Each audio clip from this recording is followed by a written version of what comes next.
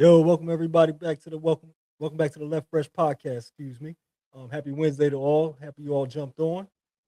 Just a reminder, if you're jumping on for the first time, if you haven't already, click the subscribe button, hit the like button, leave a few comments. Be glad to engage with you. Thank you all for jumping on again. It's Wednesday.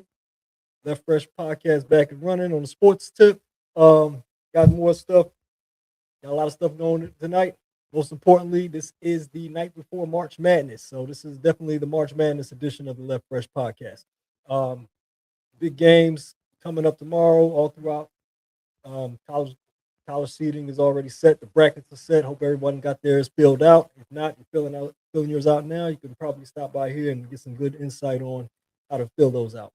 I'm guessing myself for the most part. It's always going to be a guess. Nobody gets these things right, but it'd be fun to jump in and see how these all play out. A lot of talent in the collegiate basketball level, so it should be very exciting. Got a good episode lined up for you all. I'm gonna get into the college basketball and the March Madness and everything as we get further along into the episode. Gonna start off something light. We're gonna go into the professional sports before I go into the big showcase of March Madness. I'm gonna start off something light, a little bit of quick NFL news. Wasn't too much going on since the last episode. We discussed the free agency kicking off and a lot of signings and movings and quarterback carousel continued to spin. We had Tua Tagovailoa go to the Falcons, which that meant the Miami Dolphins had to let him out of his contract, out of a new extension they just gave him, and they faced record $99 million cap hit. Yes, I repeat, $99 million cap hit, most NFL history. Um, 2 days ago, well, actually, I want to say it was yesterday, 2 days ago. Yeah, yesterday actually. It was the Miami Dolphins decided to make some more changes. If you haven't been keeping up with them, they got rid of Minka Fitzpatrick, their free safety. They moved on from Tyreek Hill a couple weeks ago, and like I said, they just signed Malik Willis as well, the backup quarterback for the Green Bay Packers, who was originally drafted by the Tennessee Titans. They got a solid quarterback that plays some good backup behind Jordan Love, and the Miami Dolphins went for it. They gave him, I believe, a 3-year, $67 million deal. They just announced yesterday that they are trading Jaylen Waddle, the other receiver on the other side of Tyreek Hill, to the Denver Broncos for Denver's 2026 fourth round pick and Denver's 2026 third round pick, and I believe a fourth round as well. So I think everybody got what they wanted in that trade.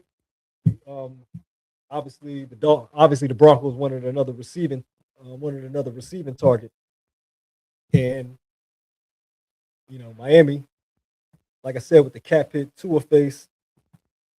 I mean, this cap hit they faced from letting go of Tua Tagovailoa. Like I said, $99 million cap hit. They kind of had to make roster reconstructed moves and get as many draft picks as they can. So they got what they wanted out of that deal. It was just funny to me because I see a lot of people online asking like, "What are the Dolphins doing?" And it's like it's cut and dry. I mean, they try to cut costs. You just moved on from a quarterback that you extended just the year before. That was a pretty big extension. So, naturally, you know, when you face a lot of cap hit, you can't afford a lot of players. So, what the Dolphins are doing is just building through the draft. I mean, that's literally all they really can afford to do at this point. So, it's not really you know, nothing to panic about, but it is kind of something to face the reality of is that Miami Dolphins are strapped. So, you know, hey, what's going on? Organized chaos. I hope picking up Tua works for the Falcons. Yeah, the expectation for Tua in Atlanta is a lot lower than the expectation for Tua in Miami. Um, I'm pretty sure they expect him to make the plays. I'm pretty sure they expect him to um, manage the offense, but that's pretty much the extent. Miami drafted Tua as a top first round pick. That's a future face of the franchise, and they paid him as such as well. They gave him an extension. It was good, Bing. It won't. But yeah, in this case, the Falcons are kind of just aiming for a quarterback, some sort of quarterback play that's an upgrade enough to get the Falcons into the playoffs. NFC South is not a very strong division. Um, they're just trying to you got weapons in place. You got Tua. I mean, you got Tua with BJ Robinson, Drake London, Kyle Pitts. You got weapons in place. You got a defense that can get the ball back. The Falcons are just like many other teams that need a quarterback that just kind of lost hope of any idea of getting a future franchise quarterback in this particular offseason. There's none available in the draft. There's um, the quarterback carousel only gives you but so many quarterbacks that other teams have already given up on. So it's like, you know, all you can do is roll the dice on a quarterback like that somebody else is giving up on and see if you can have like a Sam Darnold redemption story there in Atlanta or, the same thing in Minnesota with getting Kyler Murray. You're just hoping that somebody can get Justin Jefferson the ball better than JJ McCarthy. And it's ironic that not ironic, coincidental that the two teams that went and got quarterbacks off this carousel are teams that drafted quarterbacks 2 years ago. In the same draft, they had Caleb Williams and Drake May and Jaden Daniels and Bo Nix. The Falcons and the Vikings, they kind of just swung for the fences with Michael Penix and JJ McCarthy, and it's not really yielding them the same results as the other four quarterbacks. So, it's kind of looking like the Falcons and Minnesota Vikings kind of swung and missed on those future QBs, at least at this point. I'm not sure what Michael Penix can offer you when he gets back. I'm not sure what the timetable is on Michael Penix even coming back, but I know the Falcons and teams like the Vikings and the Falcons. These are teams that got like cores that really can't really afford to wait on a quarterback to develop or anything like that. It's kind of like we drafted you with first round picks, and you're either that or you're not. And it's kind of like the same story as any other quarterback gets drafted to be the franchise face of the future. They're going to get another quarterback that another team's given up on or moved on from, and they're going to see which quarterback is the best situation for them to roll with. Because, like I said, Falcons, the Vikings, they got pieces in place to where they're trying to compete now. They don't have much, time with the window. They don't have much window with the teams they have. The Falcons just put together a pretty decent defense. And it's kind of a sad thing for former general manager Terry Fontenot because he pretty much got all the other pieces right. He just missed at the quarterback spot. You get Michael Penix and he's not durable. You overpaid for Kirk Cousins and he couldn't even start half the time. And then the Vikings, the same thing. You moved on from Sam Darnold and went forward with JJ McCarthy, who was injured in his rookie season. He's been kind of injury prone in the second season, and when he has played, it hasn't been overwhelming either. So, I mean, both teams are kind of in those desperation spots. Like I said, if you're shopping in the quarterback carousel, you pretty much are just trying to get over the hump. You're kind of a middle of the pack, fringe playoff contender. And, those type of moves, you're just hoping it can get you some sort of enough upgrade to really compete. But yeah, down to Miami is definitely about saving cap money at this point. Like I said, record setting cap hit, 99 million in Miami. Um, then they just signed Malik Willis to a 3 year, $67 million deal. They can't. I don't think they can even afford the players that they had to let go. And just get as many draft picks as you can and kind of just start it over. I mean, the reality is the Dolphins are not catching the Patriots or the Bills in that division this season. So yeah, they might as well stack the chips together. And this is kind of like a mini rebuild. But um, getting draft picks and allocating cap space. The beauty of it is with two, I believe it's like a post I want to say June, July 1st type of thing where, if they let him go after that date, he can actually allocate some of that. He can allocate some of his salary, over the course of 2 seasons. Whereas like the Dolphins face $67 million in cap hit this season and then 30 something million in the next cap hit the next year.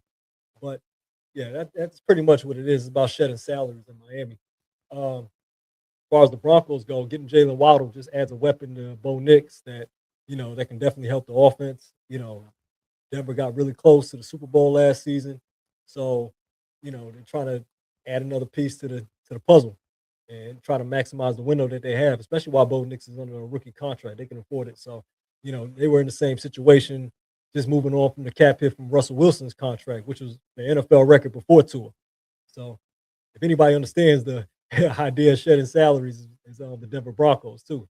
But yeah, that's pretty much how it pretty much goes in NFL salary cap league. I mean, getting rid of players that you felt that you need, but at the same time, we're talking about a receiver here too. I mean, I'm pretty sure Miami's thinking about hoping a receiver can fall to them in the draft, maybe first round. They got the 13th pick. No, not the 13th pick. I'm sorry. No, Miami has a pretty high draft pick. Hoping that a receiver falls to them. But if not, I mean, they got other mid rounders as well. Possibly get a receiver in that draft class. Still probably get some in free agency as well.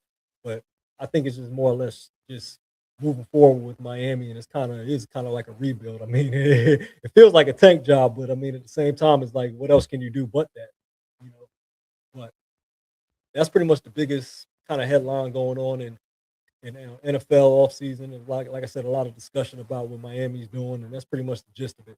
Um, NFL doesn't have too many other big headlines or blockbusters going on. There's a couple other smaller signings across the league.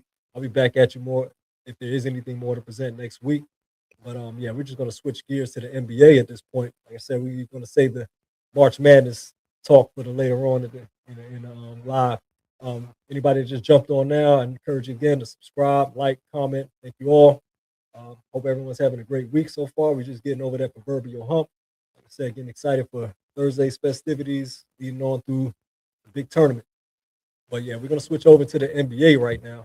And not so much what's going on around the league. I mean, it's pretty much steady. Like I said, OKC and the Spurs pretty much at the top. Detroit, the Knicks, Celtics, and Cavaliers all in that four-way race for the East. But as it gets closer to the playoffs, we start kind of like closing off the door at this point. You know what I mean? You kind of see those late game spurts. Everybody talked about, like we talked about, big Bam Adebayo's big 83-point performance last week. We had some other big nights.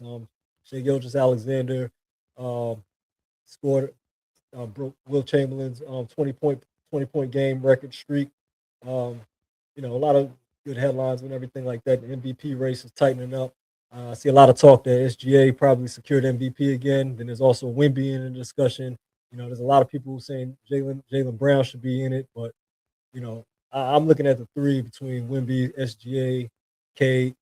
Jokic is putting up incredible numbers again, but he's also had injuries, and the Denver Nuggets, season is kind of like they're contending, but I don't know if there's enough for Jokic to win the MVP again. And like I said, I think if there is a voter fatigue, it's still probably there when it comes to him. But yeah, like I said, everything's pretty much steady in the NBA. Like I said, pretty much the last month of the regular season before we start getting into the playoffs next month. Um, but a couple of other interesting topics though. I mean, I'm going to talk about these before I get to the March Madness. Like I said, the league is holding steady pretty much at this point since the last live I've been on last week.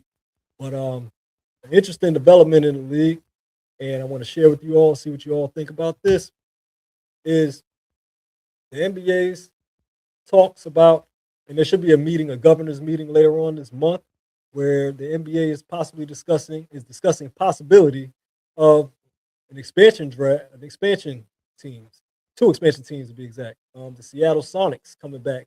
Seattle always had a strong fan base, great history there.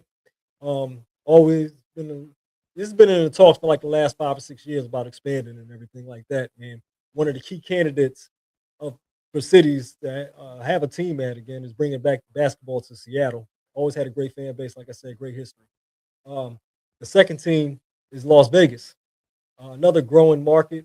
Like I said, pretty much every sport. You got the Raiders out there. You got the hockey out there. I mean, the NBA is only right, and the NBA has also become like a prime NBA city anyway with the summer league camps. So that was also a big part in considering the Las Vegas in it. And these are the two most likely teams. I've seen other talking heads, suggest other cities and everything, but these are the two most obvious candidates. And I don't see that changing. I see that being very accurate. This was also reported by Shams Charania, um, that about the NBA, possibly discussing adding two more teams to the league. So yeah, the NBA would go from 30 teams to hypothetically 32. Um, I like the idea of it. I've heard some kickback about it. One of the main detractors of it was legend NBA legend Hall of Famer Tracy McGrady, who was on his podcast with Vince Cousins podcast where he discussed the idea of expansion to the NBA, and his skepticism was that there's not enough talent for the NBA to expand. And I've seen people go back and forth like, "What are you talking about? There's plenty of talent. There's global talent all across the globe. There's talent all across the globe. Um, there's depth on these teams, and where some of these players can actually start somewhere else." Um, but then there's also the kickback. Like, look how many teams are tanking. Look how many bad teams there are in the NBA right now. Do we really want to add two more teams to it? So I hear both sides of the argument. I hear the argument that there is skill and talent in this league, and then I hear the other side that it's just two more bad teams that we're going to be complaining about with tanking. And I always, I've said it before on live that tanking is probably one of the most overblown, overtalked issues in the NBA. It's kind of like a regular season complaint because once the season is over, there's no more tanking teams. Um, Teams tank for because the way the league is set up is the only way you're going to acquire talent. Um, there's not superstars in every other free agency. Um, Small markets got to have a way to get in the mix. So I mean, the NBA has a tanking problem that's a little deeper than just fines and taking away picks and everything like that. It's a whole concept of it that has to be addressed. But even then, I don't think there's much you can do to address it. I mean, I think we've addressed it. I think the NBA has addressed tanking in so many different forms. I mean, no better way to address tanking than a draft lottery. You don't reward teams with the worst record because you have a chance of not getting the first pick or a high pick. So I don't really necessarily think that adding teams is going to change anything as far as There's never been a time where 30 teams have a shot at winning an NBA title. There's always going to be bad teams, and expansion teams that have a chance to draft just like anybody else. But the real reason why the NBA is expanded is because financially the league is in great shape. It's not about whether they have the talent or don't have the talent or not. That's kind of an irrelevant issue. The NBA is in great is in great shape to add on two teams. You know what I mean? As far as money wise, when you look at the value of some of these franchises, can't talk tanking and draft without gambling scandals. Yeah, yeah. I mean, honestly, Bing, that's honestly a good point. I think that's pretty much the biggest issue when it comes to tanking is because of the gambling aspect. Tanking is something that the NBA has put up with since the beginning of time. I think it's just more or less, riling up those that gamble and betting the under and over on players that are tanking and everything, and that kind of just puts a salty taste, as far as the integrity of the game and everything. But then again, it's gambling, so how much integrity is in that? But they said the same thing about the other leagues, and everything went well with the NFL and MLB and NHL. Yeah, I mean, the NBA, people made those complaints about diluting the talent when the NBA added all those teams in the '90s and everything like that. I usually hate that argument when they try to say, "Oh, the league was weak in the '90s." No, it wasn't. The NBA had some of the deepest draft classes in the '90s. Expansion teams people talk about. Orlando Magic was one of them. They were in the finals in like 6 years. So I mean, that's not necessarily going to dilute talent in any type of way. Like I said, the league is in actually great shape. Like I said, 11 years, $76 billion network deal. Um, you see how much teams are selling for. Like the Lakers, I believe, sold for 10 billion. Um, Celtics and even the Hornets. Michael Jordan made a crazy flip off the Hornets. So I mean, and adding two expansion teams means the owners are going to get paid more for expansion fees, especially if the team sells at a high price. Seattle and Vegas both sell for around 15 billion. The owners they get a cut each of 500 million each. So yeah, it's not about talent; it's about capital. I mean, there's going to be good teams, there's going to be bad teams. Adding two more to the fray is not going to change anything else. And anything, it's just going to make the NBA even more profitable because of Seattle and Las Vegas's fan bases and markets out there. The NBA would, if the NBA has an opportunity to make that go through, I doubt they're going to pass on it. And I definitely not don't think they're going to be worrying about do they have enough talent for 32 teams. All right, they got to find that way to make that work. And for the money that can continue to come into the NBA, yeah, expansion is most definitely a real thing.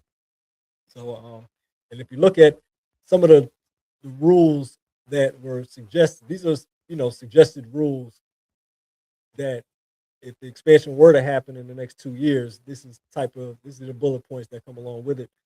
Teams can protect 8 of their players, which means outside of the 8 players that teams will just keep on the roster, say we're keeping them. The rest are liable to get picked up by the 2 expansion teams in the expansion draft.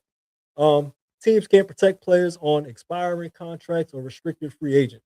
That's another big one, especially for restricted free agents, because if you got a really good rookie and this contract is almost expiring, I mean, time for an extension, and he's a restricted free agent. Yeah, there's no protection for him in an expansion draft, so that can end up being a very interesting aspect right there that plays out.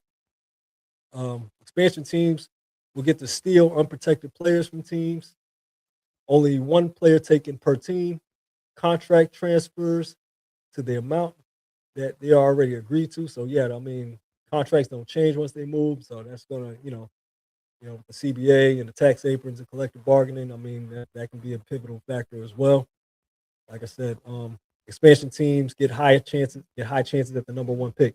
That's why, you know, worried about how an expansion team in a league, even if you didn't have, even if you were, you know, dispersing talent unevenly, right? If he wasn't distributing talent easily, the expansion teams would have a very high chance of getting the number one pick. So, I mean, that's a quick way to jumpstart a new team in a new city in a new market with a potential star as a number one pick if they pick well, if they hit on the pick. Not all teams are created equal. So, but yeah, I think overall the NBA is in great shape. Like I said, the $76 billion network deals don't show signs of distress. Um, and then the way teams are selling at the prices they're selling at, like I said, Lakers $10 billion.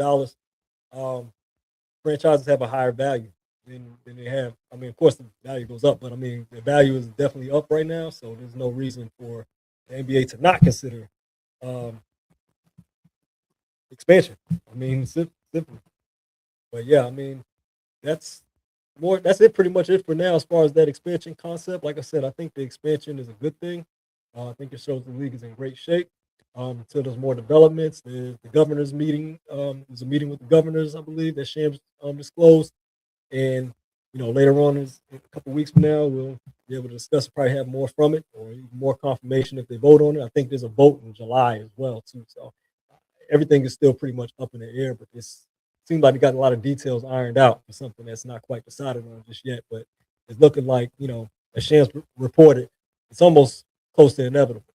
So salute to the NBA. Looks like it's in great shape. Um, Switch gears to back to something I kind of briefly touched on last week.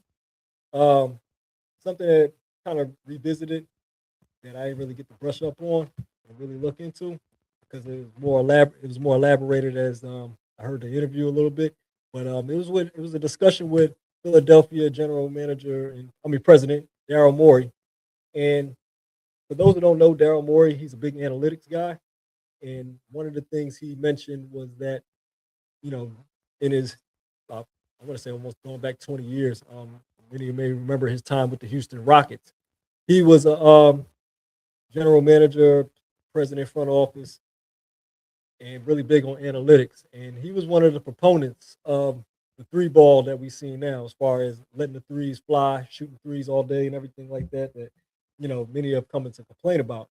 And to be honest, now to see him say it's kind of wild because I mean, like I said, he's one of the champions of the analytics. I know a lot of people say Golden State kind of started the whole trend with three ball, and I would say that Golden State was the success story of the NBA as far as expanding the three ball and making it part of the offensive attack as frequently as it is. I mean, a lot of people gave Golden State that type of that type of reputation. At the same time, Daryl Morey was one of the godfathers of analytics that suggested threes were a better shot than long range, mid range shots. Um, Outside of layups, threes are the next most valuable shot. And I mean, there was a lot of analytics that supported it. You know what I mean? There was a lot of analytics that supported it. And what it ultimately kind of led to was, you know, in 2010, there was 18 3-point attempts per game in the league. As a league, there was 18 3-point attempts per game in 2010. The surge, and now from last year, is now 37 3-point attempts a game. That's how much the three ball has increased. It's almost doubled since then. So, um, and even going prior to that, I mean, you go back to the '90s and the 2000s. I mean, teams were not shooting the three ball like that. And you know, like I said, Daryl Morey, one of the godfathers of analytics, was actually championing the three ball attack.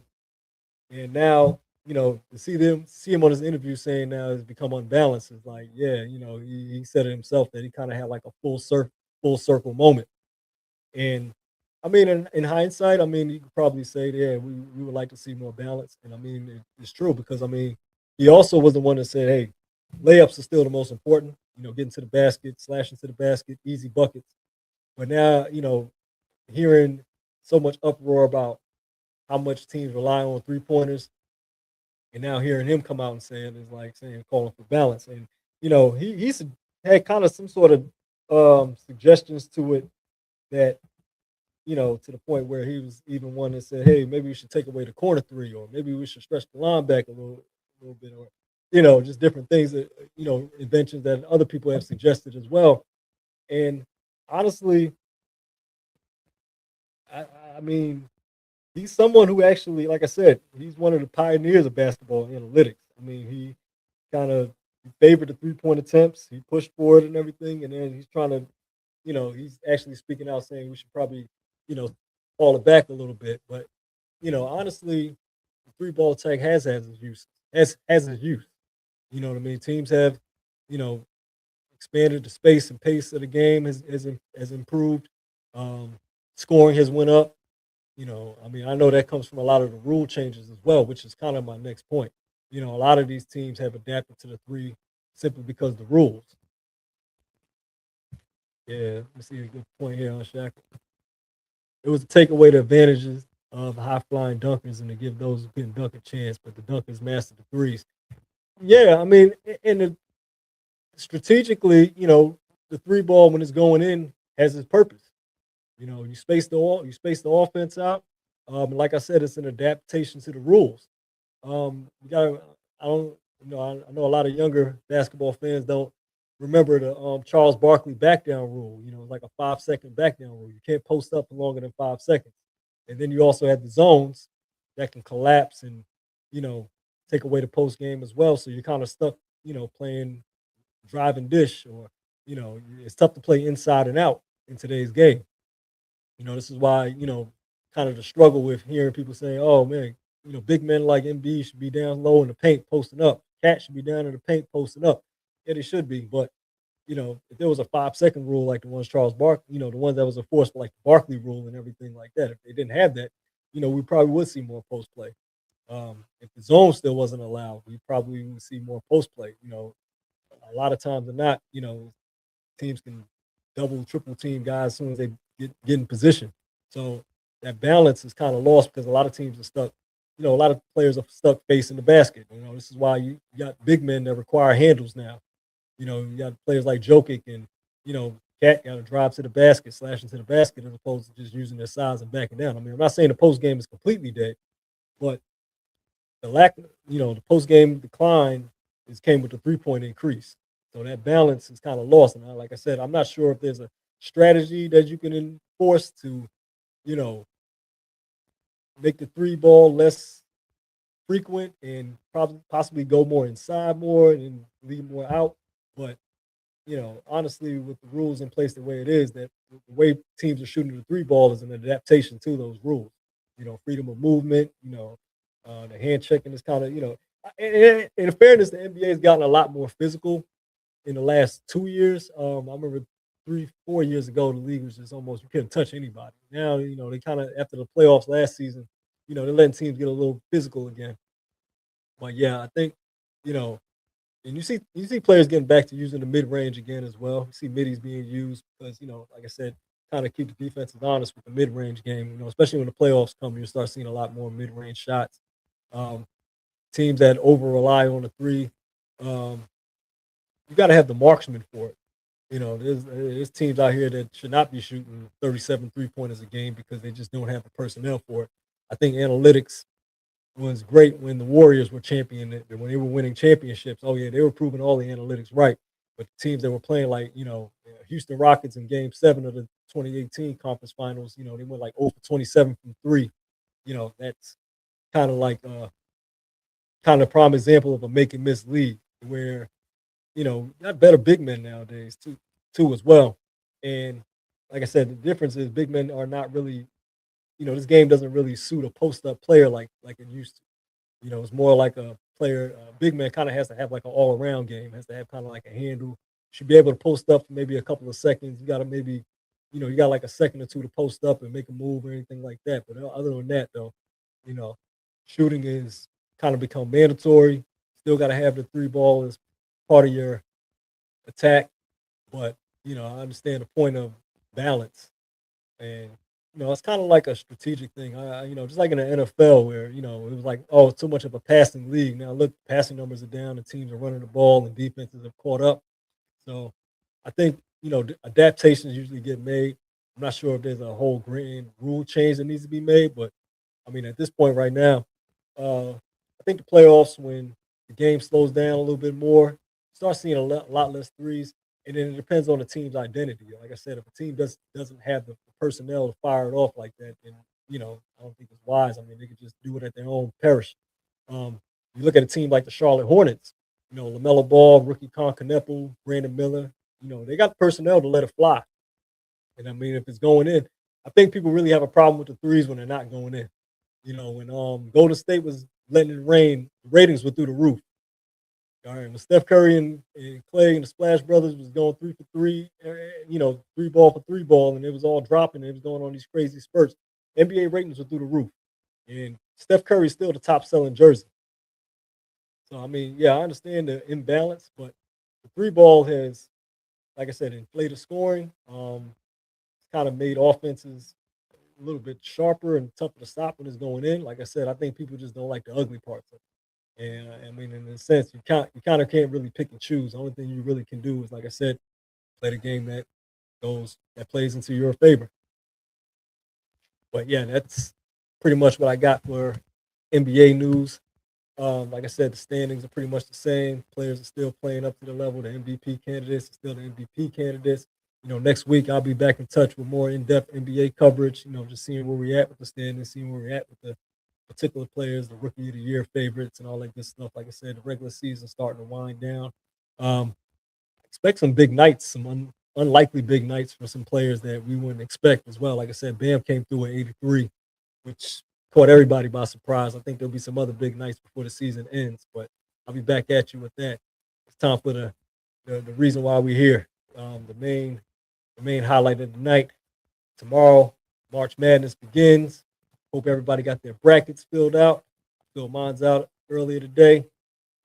Looking like it's going to be an interesting one. It's been an interesting season. I've been following along. Some of the greatest freshman assemblage of a season that I've seen in my 2 eyes in recent years. I mean, it's been a while since we've seen a freshman class like this. But yeah, the brackets are set. Hope everyone got there ready. We're gonna go through these. We're gonna start off with the big picture. I know you can't see the names and everything just yet, but this is how it looks in the hall for those who not too used to looking at brackets. But yeah, all the teams loaded up, ready to go. See the top 4 teams. You got Duke, Arizona, Florida, Michigan, the top number 1 seeds for each region. At number 2, you got teams like UConn and Purdue, Iowa State, Houston.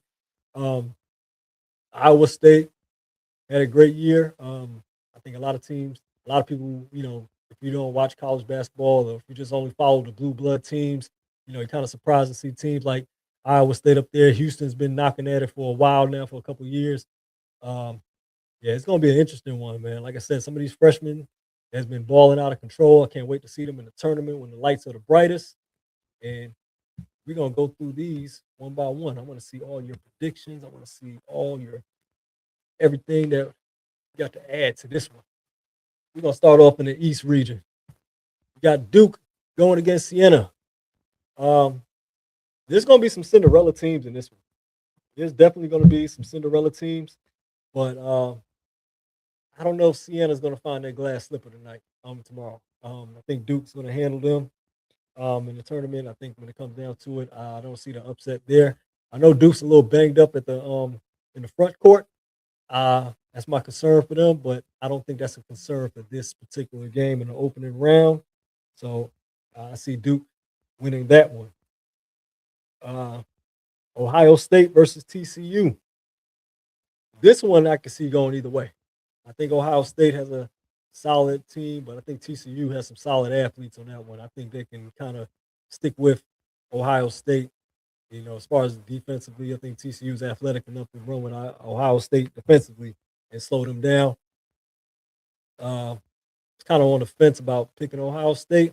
I kind of picked TCU for the upset on that one, even though it's an eighth and ninth seed. It's not much of an upset, but I think TCU is probably going to get away with that one. St. John's versus Northern Iowa.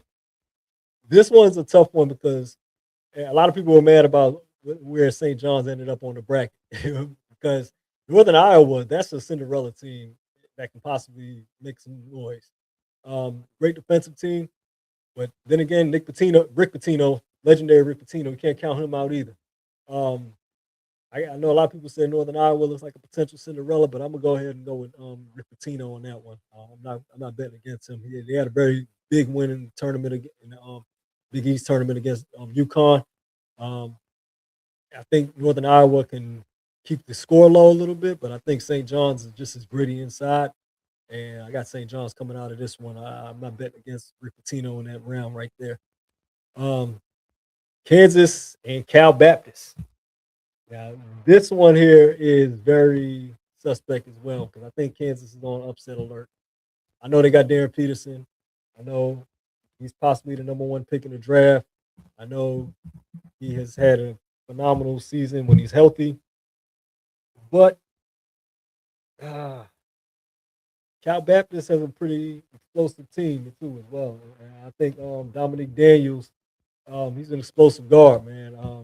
I'm not saying Cal Baptist can get the up is going to upset them, but if I look on the track and I see that Cal Baptist is upset Kansas, I'm probably be one of the least surprised. Um, Dominic Dominic Daniels Jr. having an incredible year. He's an undersized guard. He's only 5'10", but he can get to the basket. He can shoot. He can kind of do it all. I mean, you know, it's going to be a lot on him. I still got Kansas winning this one. I think they're still pretty strong, but Cal Baptist has a lot of people worried as well because like I said, Dominic Daniels, exciting guard, dazzling 5'10" dynamo, but I think Kansas can probably pull it together and get out of this round. Louisville and South Florida. Louisville, another one, got an exciting freshman, Mikael Brown Jr. But I might have to go with South Florida for the upset. Yeah, South Florida got shooters. You know what I mean? Like South Florida got shooters. So I'm not doubting them whatsoever. Yeah, St. John's, you're yeah. Um I was mad how they did UConn, but that's kind of made me believe like yeah, they a little tough. I mean, going against a legendary coach, yeah, Rick Pitino, I'm kind of looking at some of these teams that got legendary coaches or great coaching. It's like that's kind of a big key. That's a huge key that people don't look at enough when you make these brackets. Um, yeah, but Louisville, South Florida, I got South Florida. Great shooting on that team. I think they can catch Louisville off guard. Um, Michigan State versus North Dakota State. Tom Izzo. North Dakota State is another, sleepy good team and sneaky good team as well. But I'm not betting against Tom Izzo. I think Jeremy Fears, is tough enough to get out of this one. I think the team he's got around him is pretty good too. I'm not, I think, I don't see anything suspenseful here. But UCLA and UCF, Central Florida, that can go either way. I got UCLA making it out of that one, but I would not be surprised if Central Florida makes it somehow gets the upset as well. These are double-digit seeded teams in this region right here, where they're going up against teams that should be able to finish them off, but at the same time, if somehow they pull it out and get a close game and win off an upset, wouldn't surprise me. you know. But yeah, I think I was kind of leaning on the fence too because UCLA kind of looked inconsistent throughout the season. I mean, they look like they could be right for the picking. They might be on upset alert. UCF, like I said, they seem pretty tough as well. Just like South Florida. I mean, there's some athletic guys on that team. South Florida got the shooters. And I think UCF kind of like the athletes. But yeah, UConn, Furman, UConn better win this one. UConn my squad, but at the same time, I don't know exactly what to get from them later on in the tournament. I mean, I think they got some tough competition. Um, but yeah, that's pretty much all I got in the first round. Second round, I got TCU making it out against Ohio State. I got them falling short to Duke. I think Duke is going to actually win and get to the, probably the Sweet 16. Um, St. John's, I think could beat Kansas. I think St. John's could beat Kansas. I think St. John's is a little more well coached, a little more well disciplined. Um, this is where I think Kansas is going to need Darren Peterson to be at his best. I mean, Darren Peterson is going to have to like really lock in to get them past the St. John's team. And I know Kansas is a pretty good team around them as well, but yeah, they're going to get a real test. If they make it past Cal Baptist, they got a real test against the winner of St. John's in Northern Iowa, which is I got St. John's. So yeah, I got St. John's facing Duke in the Sweet 16.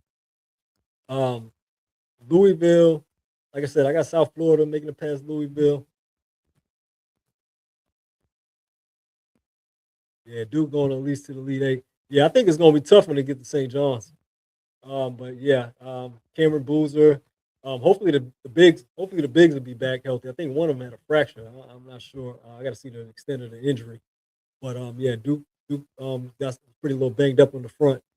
But yeah, I think Duke can if they can make it past St. John's. Yeah, yeah. I mean, because I got them making it past the first two.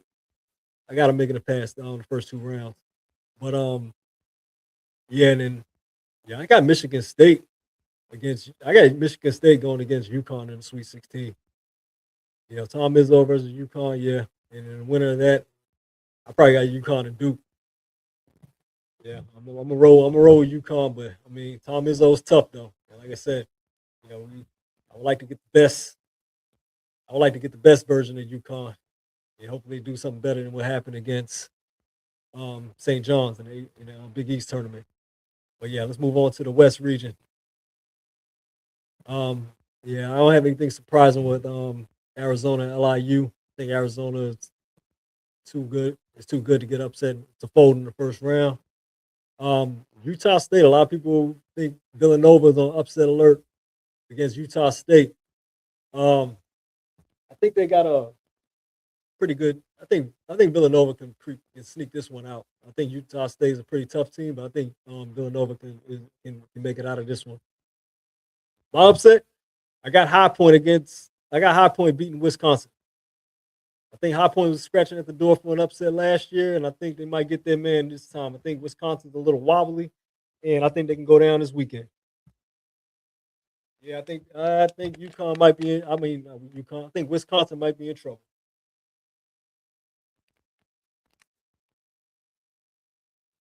Looking at Arkansas and Hawaii, yeah, Hawaii had a pretty good squad, but yeah, I think Darius Acuff, he's too poised, too mature.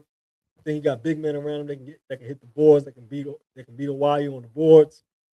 I think Arkansas can make a pass Hawaii. But yeah, I do think High Point is my upset over Wisconsin. Um, BYU against Texas. I'm gonna go ahead and go with I'm gonna go ahead and go with BYU. I think Texas can actually creep in there, but BYU, AJ DeBansa, I think he's kind of. I mean, I know it ain't just AJ DeBansa, but I think AJ DeBansa has a big game, and I think they get past Texas. Not gonna lie, I'm kind of low key rooting for Kennesaw State to upset Gonzaga. Shout out to Kennesaw State making it there. I think Gonzaga will probably end up beating them though, but if Kennesaw State pulls off an upset, I'm gonna be happy for them. I'm gonna be cheering for them. I hope they're a Cinderella team. I really do. Um, Miami and Missouri. I got Miami. I think Missouri's a tough, hard-nosed team, but I think Miami is too. I think they kind of match up, and Miami's just a better team matching up wise. I don't think that Missouri can really throw Miami off too much with their style of play. Miami's style of play is kind of similar to theirs and they're better. So I got Miami. I mean, if Missouri can match the energy and intensity, who knows? But yeah, I'm gonna roll with Miami on that one. And I got Purdue beating Queens. Um, Braden Smith and that crew in Purdue, they've been fighting at it, getting at it, been in the tournament, been in the mix for a while now, pretty high seedings, pretty well. I think they're gonna get past this one before they face any trouble. Um, Looking at the second round, like I said, I had Arizona against Villanova. I got Arizona beating Villanova. I got Arkansas getting past High Point. Well, High Point can actually make it tough for Arkansas as well, though. High Point got some pretty good shooting. Um, but yeah, and they've been hot lately too. But Arkansas should be better. Should end up getting past them. So I'll probably look at Arkansas and Arizona in the Sweet 16, and then also kind of got probably yeah. I think Gonzaga beats BYU and Purdue beats Miami. So yeah, I got Purdue and Gonzaga, and I think Purdue beats them.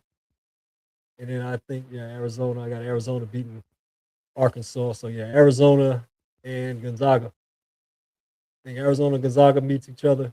And I think Arizona's going to probably end up winning that one. So yeah, I mean it's pretty interesting in the West. And let's take ourselves over to the Midwest. Michigan, don't see anything suspenseful happening against UMBC and Howard. Um, Georgia, Georgia's going against a tough one with St. Louis. And they got the work cut out for them with St. Louis. I think Georgia gets past them because they got enough athleticism. But yeah, I mean that should be a hard fought game. Um, Akron, Akron's a tough test for Texas Tech, but I think Texas Tech is going to get past them in a close game as well. Um, Upset. Hofstra's going to upset Alabama in my eyes. If they don't, then I'll stand corrected. But I think Hofstra, Alabama's kind of reeling. They kind of lost one of their key players due to an arrest. Yeah, I think Hofstra is definitely going to end up taking this one. Um, Tennessee versus Miami of Ohio. This is going to be a good one. Miami of Ohio hasn't had really much competition, but has an amazing record. A lot of question about where they landed at. I think Tennessee can actually beat Miami of Ohio. I think Virginia is going to beat Wright State. Santa Clara is my upset over Kentucky. I think Santa Clara beats Kentucky, and I think Iowa State beats Tennessee State. And when you get to the next round, I think Michigan's going to beat Georgia. Um, Texas Tech probably going to finish off Hofstra. Uh, Hofstra's going to be tough, but yeah, Texas Tech's going to finish them off. Tennessee, Virginia, it's going to be a good one. I got Virginia beating Tennessee, and I got Santa Clara beating Iowa State. I think Santa Clara's going to shake something up. I think they're going to run into Virginia though, and Virginia's going to beat them. And I think Michigan is just going to finish off the win. I think Michigan's most likely going to finish off Texas Tech as well. I mean, yeah, Texas Tech. So I got Michigan against Santa Clara. I don't know if Iowa State's going to. I don't know if Iowa State can make it past Santa Clara. I think they got. I think Joshua Jefferson is great, but I think they got their work cut out for them against Santa Clara. Santa Clara's got a lot of shooting to contain, so that can be tough. And we're gonna finally get into the South region. The South region, I got Florida getting past. I got Georgia. I got Florida getting past that round. I got Iowa beating Clemson. I got Vanderbilt beating McNeese. I got Nebraska beating Troy. Upset special. And I don't know if it's much of an upset since North Carolina does not have Caleb Wilson. That's kind of the key loss for them. I think that's going to come back and bite them. VCU, I got VCU beating North Carolina. I got Illinois beating Penn, and I got Texas A&M upsetting St. Mary's, and I got Houston beating Idaho. So yeah, I mean, yeah, I think North Carolina. I don't think they're going to do it without Caleb Wilson. I think VCU is also tough and knocking at the door as well. Um, and I got Illinois beating VCU though in the next round. Yeah, I definitely got Illinois beating VCU. I got Houston. I got Houston beating. Yeah, I got Houston beating Texas A&M. That's gonna be a tough one. I think Houston's too athletic though. And then also got Vanderbilt beating Nebraska. So Vanderbilt faces Florida. Houston faces Illinois, and I got Illinois. I got, ooh, that's tough. Illinois and Houston's tough. I can go either way. Probably gonna have to go with Houston. Houston versus Florida. In which case, I think Houston can go to the Final Four. I think Houston can actually go to the Final Four. Go back to the other bracket. Let me go back to the other regions real quick. So yeah, I got Houston getting out of that. Yeah, I got Michigan getting out of that. Houston, Michigan, Arizona. I think Arizona will play Michigan in the Final Four, and then Houston will play. I want UConn, but I wouldn't be surprised if it's Duke. Yeah, Duke, Houston, Michigan, and Arizona. That's why I got my Final Four. And I think the two teams is going to face each other in the championship game. It'll probably be Houston. Oh man, Arizona and Michigan is tough. I mean, y'all let me know what y'all think, but yeah, I mean, it's going to be interesting though. I mean, like I said, I can predict these all day, but we don't know how far a Cinderella team can go. I mean, we've seen lowest seeded team take it all the way to the Sweet 16, even the Elite Eight. Um, and we never know which one of these top seeded dogs can go down in the very first round either. But yeah, that's my best prediction I got. Um, like I said, we're betting on college kids here basically. So I mean, those games go either way. Composure is a big thing. Coaching is a big thing. Kind of hard to bet against some of these legendary coaches that's been in it. But I'm excited for it, man. I can't wait till tomorrow to get into it. But now I'm gonna switch over to the All Americans that was announced. The All American team. I'm gonna start off with the All American first team, AP first team All Americans for this season. Cameron Boozer, AJ DeBesa, JT Toppin, Jackson Lindenborg, and Darius A. Cup Jr. 3 out of the 4 are freshmen. That tells you how incredible this season has been for the freshman class and soon to be NBA prospects. I mean, three of those 5 are possibly top 5 NBA picks. JT Toppin, he had an amazing year for Texas Tech. Like his game. Had a great season. But yeah, these are the best 5 of the season pretty much. Jason Toppin, junior, transferred over from New Mexico, played the last 2 seasons at Texas Tech, averaging a double double, 21 points, 10 rebounds, 1.4 steals, 1.7 blocks. Had an incredible junior season. Like I said, AJ DeBansa had an incredible year as well. Freshman, I think he averaged around 26 points a game. Players that usually put up that type of numbers in college as freshmen tend to be blue chippers in the NBA. I mean that's an amazing stat line he's put up. So I'm definitely was impressed with some of his performances. 25.6 boards, 3.8 assists. Yeah, AJ DeBansa looked incredible. Looked like the number 1 pick. Cameron Boozer, everybody knows, son of NBA player Carlos Boozer, former NBA player, I'm going to say. Had a great freshman year, 22 points, 10 rebounds, 4.2 assists, shot well from the field, extremely efficient, very smart, high IQ player. Had an incredible year as well. Darius Acuff draws a lot of comparisons to a lot of great point guards. His size, I think I around the 6'3" mark. He had an incredible season. He shows a lot of poise and maturity for a freshman, well beyond his years.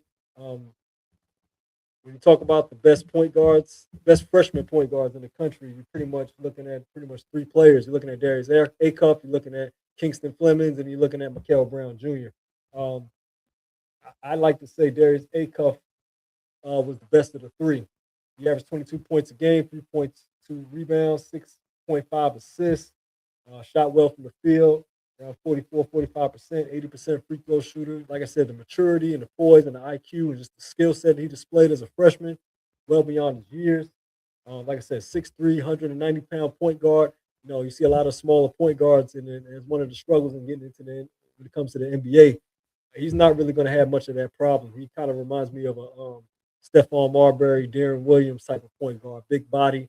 Um, had a great freshman year. Like I said, that leaves Matt Yaxel Lindenborg, who had a great year in Michigan as well. One of the top seeds in the tournament. Looking forward to see how he elevates his game when the lights are the brightest. Um, kind of an undersized forward. Played JUCO for 3 years, UAB for the last 2 years before this year when he transferred to Michigan. 6'9", 230, solid forward. He averaged 14.7 boards this year. Michigan had one of the best teams in the country all year long. So yes, congratulations to this class of first team All Americans. We're gonna move on to the second team now. You got Braden Smith from Purdue, point guard. You got Jeremy Fears from Michigan State, another team that you'll see in the tournament. Like I said, run by the well-coached Tom Izzo. Looking forward to see how Jeremy Fears elevates his game when it comes time. Definitely looking forward to. Definitely looking forward to it. Had a very impressive year. Keaton Wagler, another freshman, put up a big 40-point game early in the season. Joshua Jefferson, another one of the upperclassmen. It's kind of with all the one and done, you kind of look at them as old. Anybody who stayed longer than a year is like an old man and everything. But yeah, it's kind of the upperclassmen: Braden Smith, Joshua Jefferson, the upperclassmen, Jeremy Fears, and then also a junior. But the two freshmen, Keaton Wagler, Caleb Wilson, who's not going to be in the tournament. That's why I don't have UNC going very far without him. But he's still a top 10 prospect in the NBA, projected to go top 10 in the draft. So yeah, looking forward to Caleb Wilson's recovery and just getting ready for his professional career to start. Congratulations to them. And last, the AP third team All Americans. You got Graham Ike, the upperclassman at Gonzaga. You got LeBaron Phelan, the sophomore from Alabama. You got Thomas Hall from Florida, the junior. And then you got Christian Anderson as well, upperclassman at Texas Tech, great shooter. And then the freshman, Kingston Flemings. Like I said, right next to Darius Acuff is Kingston Flemings, probably the second best freshman point guard in the country. He's very explosive, very quick, great shooter. Another top 10 pick in the NBA draft, possibly projected. But yeah, it's a lot of young talent. Looking forward to seeing these young guys on the stage, playing for the Natty, getting the opportunity to cut the nets. Um, See how they do in the big tournament, man. I'm looking forward to it, and I hope you all are too. And I mean, it's gonna be quite exciting. But yeah, that's my time for tonight. Thank you all for jumping on with me, discussing college basketball, discussing NFL, NBA. I'll be back at you next week. Saturday, I'll be back for the hip hop episode. Got a great installment up for you all then. Tune in around 9 o'clock p.m. I'll let everybody know just to confirm. But of course, 9 p.m. is the usual slot for the hip hop episode on Saturday night, Saturday Night Live. Just a reminder before you jump off to like, subscribe, comment, share, tell a friend, tell a friend. Like I said, thank you all for jumping on with me. It's the Left Fresh Podcast signing out. You all have a great night.